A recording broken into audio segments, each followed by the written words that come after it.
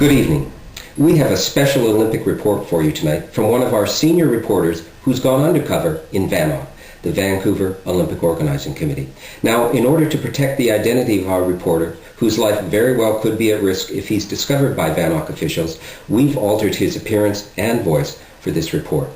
Here now then is the first in our series of exclusive exposés on the Vancouver Olympics from our reporter who we're calling Jimmy the Cockroach. Tonight, molding the media.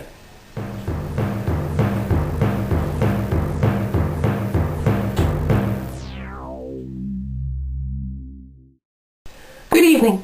This is Jimmy the Cockroach coming to you live from my hiding place deep within the bowels of VANOC. Many Canadians have been wondering why their own media, mainstream media, have been so reluctant to criticize VANOC or dig deeper into the steaming pile of Olympic dirt. And late last night, I discovered the answer.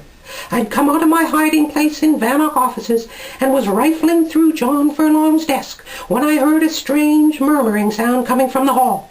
Intrigued, I followed the sound into a restricted part of the building I hadn't been in before and found the source. Room 66 on the 6th floor. I noticed the door was open a crack, so I made sure no one was coming, tiptoed up and looked in. And there they were, all the senior reporters, editors, and producers from mainstream media, sitting at tiny student desks, rocking back and forth and chanting phrases from a tiny blue book they held in their hand.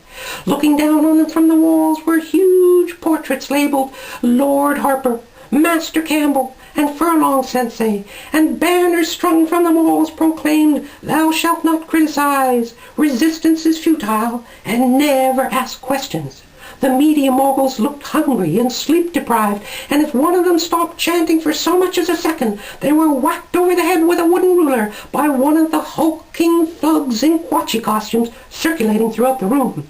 I noticed one of the little blue books on the floor just inside the door, so when no one was looking, I snaked my hand in and grabbed it.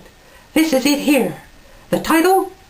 Chairman Ron's Little Blue Book of Quotes. Let me read you a few of the phrases the moguls were chanting last night in the room. From page 27. The people at the IOC are my friends, and I must only report what they tell me.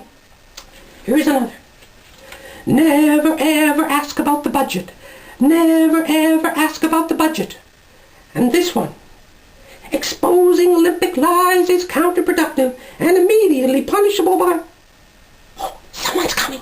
I gotta go. This is Jimmy the Cockroach coming to you live from deep within the bowels of VANOC. Well, we seem to have lost our signal from Vancouver, ladies and gentlemen, but there you have it, our first in a series of exclusive Olympic reports from our reporter, deep undercover in VANOC offices. Now, right after the break, we'll be back to discuss the implications of this report with our special Olympic panel, Celine Dion, Sidney Crosby, and Leonard Asper.